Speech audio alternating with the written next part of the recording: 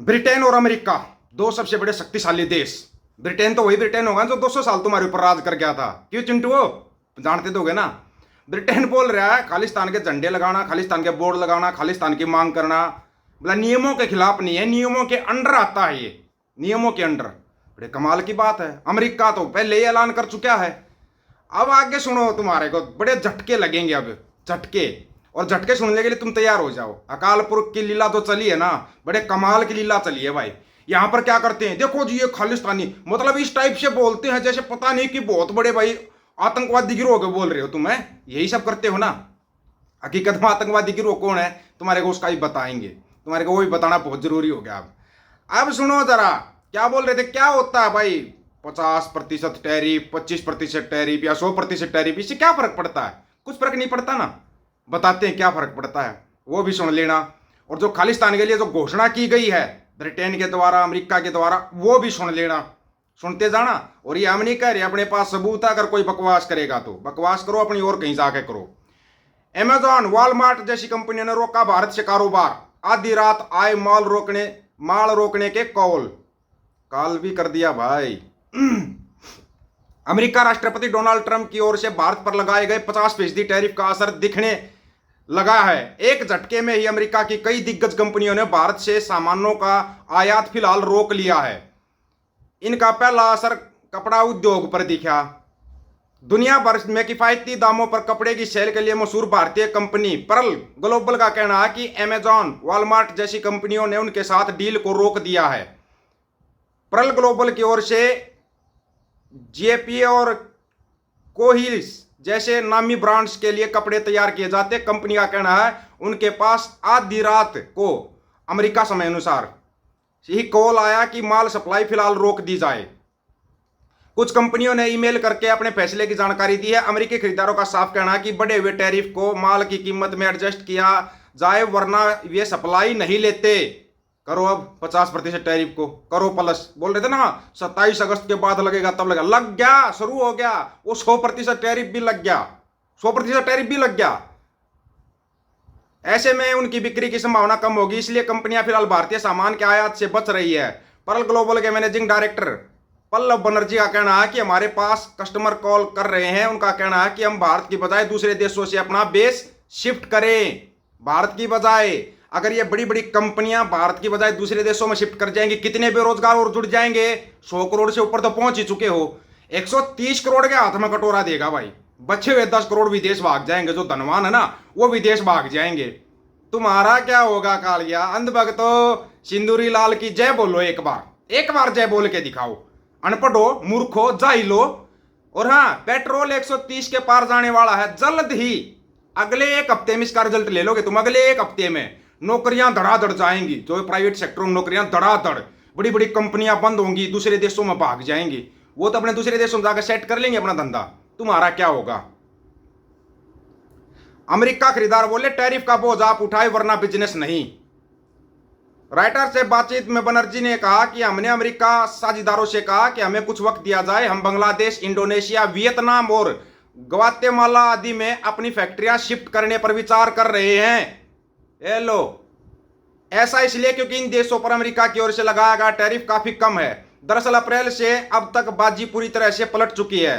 तब Donald Trump प्रशासन ने बांग्लादेश, वियतनाम और चीन के मुकाबले भारत पर कम टैरिफ लगाया था। तब भारतीय इंडस्ट्री को फायदे की उम्मीद थी और कहा जा रहा था कि भारतीय माल कम दाम पर बिकेगा तो अमेरिका में डिमांड बढ़ेगी। यहां तो फायदे गिना रहे थे भाई 50% टैरिफ के।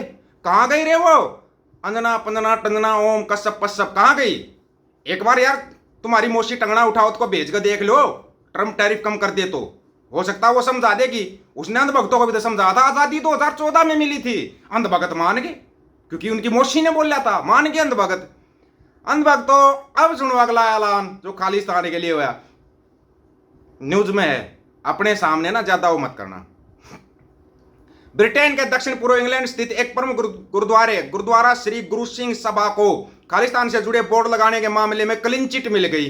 ब्रिटेन के चैरिटी आयोग ने कहा इन बोर्ड्स को लगाना राजनीतिक गतिविधियों से जुड़े नियमों का उल्लंघन नहीं करता। ब्रिटेन में एक प्रमुख गुरुद्वारे पर खालिस्तान से संबंधित लगे बोर्ड्स को लेकर चल रहे विवाद के बीच ब्रिटेन की चैरिटी नियामक संस्था ने उसे क्लीन चिट दे दी।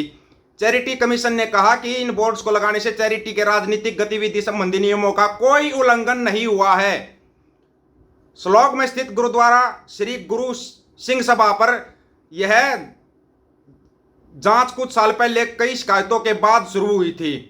इन शिकायतों में एक शिकायत खालिस्तान से जुड़े बैनरों को लेकर थी। यह शब्द धार्मिक और राजनीतिक दोनों अर्थों से उपयोग होता है। चैरिटी कमीशन के प्रवक्ता ने गुरुवार को एक बयान में कहा, हमने गुरुद्वारे के बोर्ड्स पर गहन समीक्षा की और पाया कि यह हमारे अभियान और राजनीतिक दिशा निर्देशों का उल्लंघन नहीं करता। बोर्ड लगा सकते हैं, खालिस्तान का झंडा उठा सकते हैं, मांग कर सकते हैं, यह किसी भी नियम का उल्लंघन नहीं करता। प्रवक्ता ने यह भी बताया, यूके के चैरिटी कानून के तहत पंजीकृत चैरिटी अपने उद्देश्य को पूरा करने के लिए राजनीतिक अभिव्यक्ति या अभियान चला सकती है। इस मामले में अधिकारियों ने पाया कि बैनरों में कोई अलगाववादी संदेश नहीं था और ये गुरुद्वारे के धार्मिक उद्देश्य के अनुरूप थे। यहां तो बहुत बड़ा बवाल मच जाता अगर कोई खालिस्तान का वैसे झंडा उठा ले, बोर्ड उठा ले, तो ये इसका मतलब तो ब्रिटेन अनपढ़ है, इसलिए तो 200 साल अपने ऊपर राज कर गया। एक अनपढ़ पटवारी भी तो राज कर रहा है। आधिकारिक सूत्रों ने बताया कि खालिस्तान शब्द का मतलब धार्मिक आकांक्षा और राजनीतिक लक्ष्य दोनों हो सकता है। चूंकि गुरुद्वारे में लगे बोर्ड्स किसी राजनीतिक राज्य की मांग नहीं कर रहे थे, इसलिए चैरिटी के कार्यों को कानून के दायरे में पाया गया। ब्रिटिश चैरिटी कानून पंजीकृत चैरिटी संस्थाओं द्वारा राजनीतिक अभिव्यक्ति या अभियान चलाने की अनुमति देता है, लेकिन केवल उनके धर्मार्थ उद्देश्य को आगे बढ़ाने के संदर्भ में। इस मामले में अधिकारियों ने पाया कि बैनरों में कोई अलगाववादी संदेश नहीं था, वे गुरुद्वारे के धार्मिक उद्देश्य के अनुरूप थे। हालांकि गुरुद्वारे के व्यापक संचालक से संबंधित जांच अभी भी जारी है। दिसंबर 2024 में आयोग ने एक रेगुलेटरी एक्शन प्लान जारी किया था, जिसमें कई प्रबंधन सुधारों की मांग की गई थी। इनमें से कई बिंदुओं पर संतोषजनक प्रगति हो चुकी है। किसी को कोई सजा नहीं, किसी को कुछ नहीं। और यहां पर अगर कोई वैसे भी बोल दे कि भाई खालिस्तान का कोई झंडा ले दिखाई दे जाए, जैसे लोग नकली बना रहे थे किसान आंदोलन में, देखो सभी किसान खालिस्तान का झंडा ले रहे, मतलब निशान साहिब को उठाना भी खालिस्तान का झंडा हो गया। हद कर दी तुमने, हद मचा दी। अनपढ़ देश है ब्रिटेन, अनपढ़ है अमेरिका, तुम्हारी जीभ निकलवा दी अमेरिका ने। बड़ी बड़ी कंपनियां, अमेजोन, फलाना जोन, ढकड़ा जोन, कंपनियां भाग रही हैं देश छोड़ छोड़ के। कोई बांग्लादेश जा रहा है, कोई वियतनाम जा रहा है, कोई कहीं जा रहा है। पता लगा 50% टैरिफ का क्या असर है? और जो ये 100% टैरिफ लगा है, इसका क्या असर निकलेगा? थोड़ा इसका भी बता दो। 27 अगस्त से हो जाएगा 100%। अभी 50% में जब तुम्हारी जीभ इतनी लंबी बार आ गई, 100% में कितनी लंबी बार आएगी कभी सोचा है? डॉलर 100 के पार जाएगा, आराम से जाएगा। पेट्रोल 130 से ऊपर 150 या 200 के पार जाएगा। कहां जाओगे अंधभक्तों? गोबर मूत्र भी महंगा होने वाला है। तुम गोबर की रोटी मूत्र का रायता भी नहीं पी सकोगे। तुम्हारे पास एक ही रास्ता बचा है।